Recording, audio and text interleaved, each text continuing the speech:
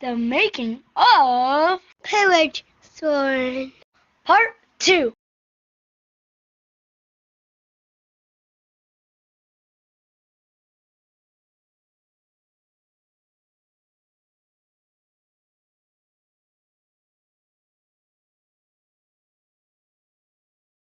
Okay, so something I realized, thankfully now, is that with this piece down here, the add-on piece, with it being too large, I won't actually be able to route the edges and then take it down to match up with this piece because it'll already have the edge on it, so it'll appear smaller in certain areas where I've taken off a lot of material. So what I did is I laid this down with this piece underneath it, and then I just used another piece to even it out, and then I traced on the back side to with the amount of extra material that I need to remove. If I have to take a little wood off of this portion, it's not a problem because it won't affect how this routed piece looks. But I cannot take extra off of here after it's already been routed. So now this piece has been, all the excess has been trimmed off. It's pretty close to the same. And after this is routed, any flushing that I have to do to get everything to look perfect should be so minor that it should not affect the overall routing of the design. So after thinking about it quite a bit and looking at all the pros and cons, what I actually decided to do was to drill the holes to lock down this portion.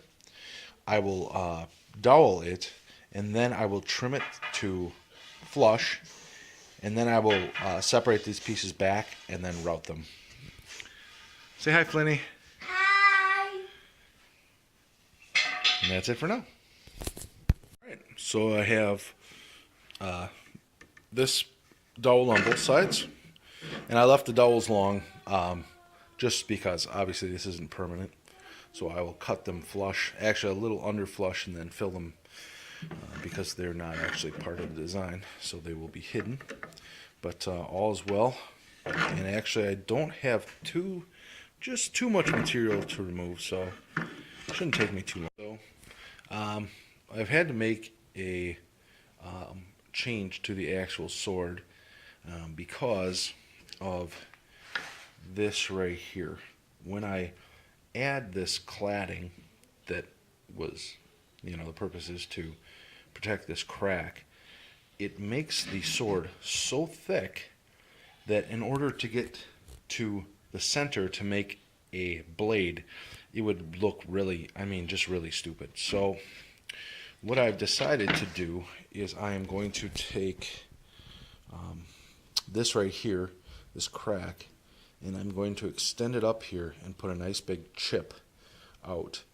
And then this portion here will continue to exist, and I will just trim off this portion right here, and the cladding itself will actually get moved back to here and be much, much smaller. I think that's the best option for this weapon because, quite honestly, the blade being well over 1.25 inches thick it would look ridiculous. And not only that, but you wouldn't be able to get it to look like it had a true edge on it. So unfortunately, when I look back on my original 2D drawing, it looks really cool like that, but it's unfortunately not going to work. So I'm going to snip off that little piece right here quick, and then I'll probably snip this, and I guess we'll go from there.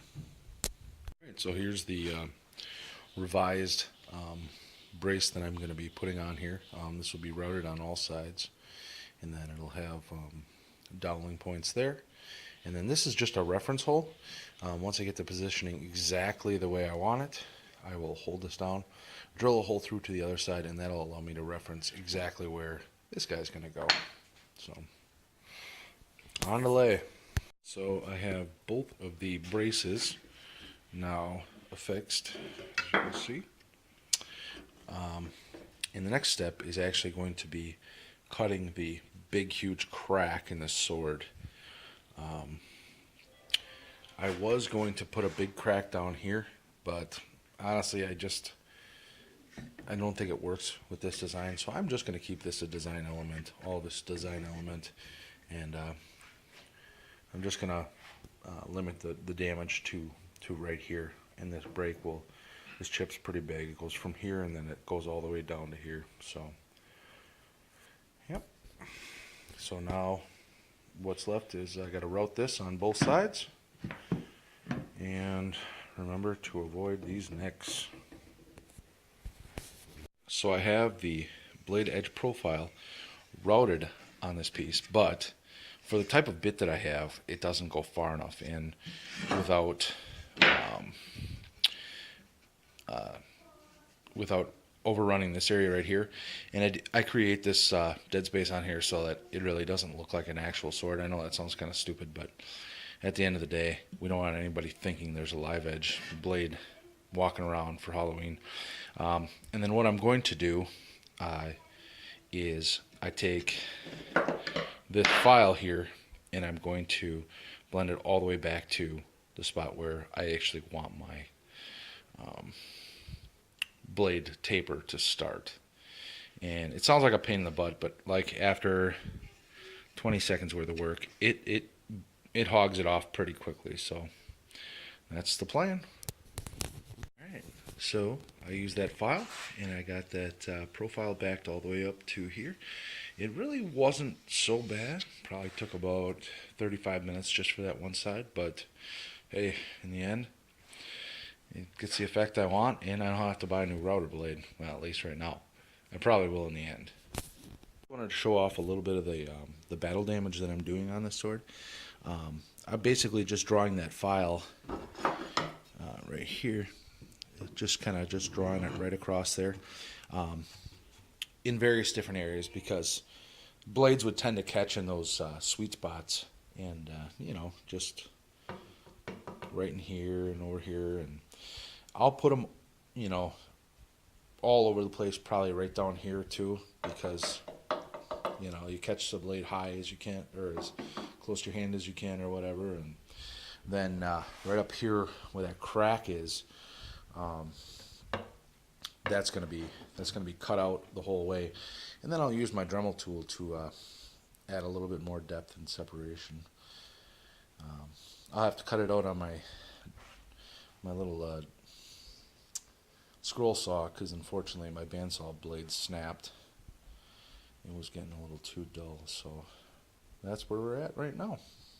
So I just got done routing the edges for this, and I did forget to file these, so oh well, I'll have to do it afterwards. And unfortunately, like in everything, we had a bit of a mishap. The vibration on here, my router bits are getting dull and whatever, and one thing you gotta know that can happen is it just caught this a little too hard. I tried to take out just a little too much and it broke it off. So yeah, it's a pain in the butt, but with some glue and stuff, it's really not too big of a deal. So I did try to actually put these pieces on and flush them up, but the problem I ran into was, the biggest thing is this piece right here.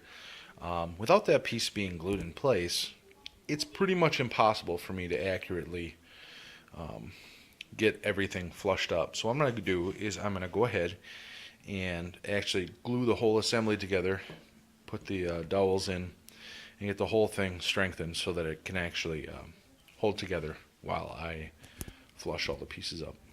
So I drilled a new hole for this upper brace piece here, and doweled that, and then I got these all glued up and in place.